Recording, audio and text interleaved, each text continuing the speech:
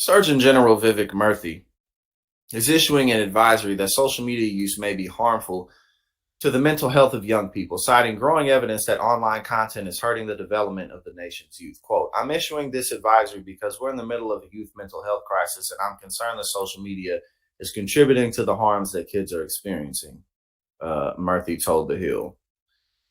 Murthy specifically pointed to the possibility of a link between time spent on social media and depression and anxiety. He cited one 2019 study that found adolescents between the ages of 12 and 15 who spent more than 3 hours on social media daily had double the risk of developing symptoms of depression and anxiety. Yeah, again, especially too in that age range where you're figuring out both yourself and life and other people. You're just figuring out how everything works. You haven't necessarily found your rhythm yet. You haven't necessarily taken enough lashings by life to just be prepared to deal with life. You feel me? So it can, definitely be more harmful for people in that age group. Teenagers on average spend 3.5 hours on social media every day, according to data cited in the advisory. And again, like the older you get up there, the more people just kind of like maybe use it for more intentional entertainment purposes, or maybe just to connect with family and friends or causes that they really support, and less about, trying to like find their sense of worth and purpose through it in some type of, in some type of vicarious way. The advisory acknowledged social media can provide some benefits to young people. Again, it's not like it's all bad, but the overusage of it and just how much opulence and just BS is portrayed. If noted, a majority of young girls of color say they regularly see, quote, positive and identity affirming content online. Social media also provides avenues for connection for people who may otherwise feel isolated, such as people with disabilities and members of the LGBTQ community. And again, that's more what I just pointed out. Typically, you see more of that usage with like people who are more so in their adulthoods, maybe like in their 30s or up, like they just use it to connect with things that they like to connect with. Not everybody, but it's more, there's much more of a chance of that being the case just because you're older, more mature, more experienced. Hopefully, because a lot of older people don't be mature. The Surgeon General stressed the onus of managing healthy social media use was not entirely on parents. Quote, it's an unreasonable expectation because prior generations never had to experience and manage the rapidly evolving technology that fundamentally changed how kids thought about themselves, how they thought about their friendships, and how they saw the world, said Murthy.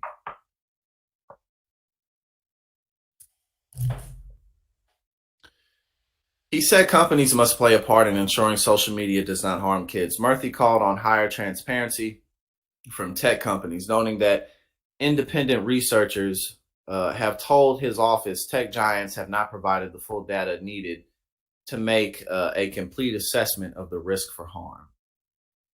I definitely agree with that. These platforms that host a lot of people, if there's more information that's available in terms of how we can better approach social media usage for everybody, but especially people who are in more so in their development years. If there's a healthier model for that, then we definitely should get more of that data for sure. In an advisory issued in 2021, Murthy noted how the COVID-19 pandemic rapidly accelerated how much of people's lives play out on social media. Yeah, it definitely did. It definitely did.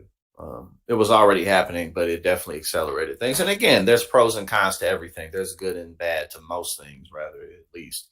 At the same time, the COVID pandemic, like, the need for office space is never again going to be as large as it was. The real estate market is permanently changed, and we'll continue to figure out which direction things like that are going to go in terms of office buildings and skyscrapers and what downtown areas are used for and stuff like that. Because so much of the work can be done at home, and also just like streaming services, how we connect with people. So that's definitely very true. But also we need connection with people in real life. As I've said, oftentimes when you're depressed or really stressed, or maybe if you're not even depressed, maybe you're just really stressed out, oftentimes just real, good quality, meaningful contact with other people who you trust can kind of just melt a lot of those things away and help you deal with life more effectively. His advisory at the same time emphasized social media companies are concerned with maximizing engagement and not safeguarding users' health. As far as the federal government's role in improving how social media use impacts children, Murthy said establishing age appropriate health and safety standards could be one such avenue, pointing out that standards are established for many products that children use, like car seats and toys. Murthy recommended that parents and caretakers establish a family media plan that lays out expectations regarding social media use, create tech-free zones, model responsible online behavior themselves, and work with other parents to establish shared norms and practices.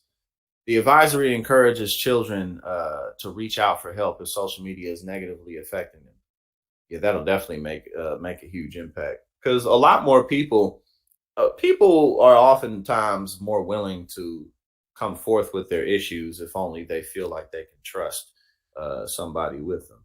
So having more outlets is definitely important, because sometimes those people aren't necessarily your family members or even people in your current friend circle. So that's definitely important. Um, Children are also advised to be protective of themselves by tracking how much time they spend online, blocking unwanted contacts and content, and avoiding keeping online harassment a secret.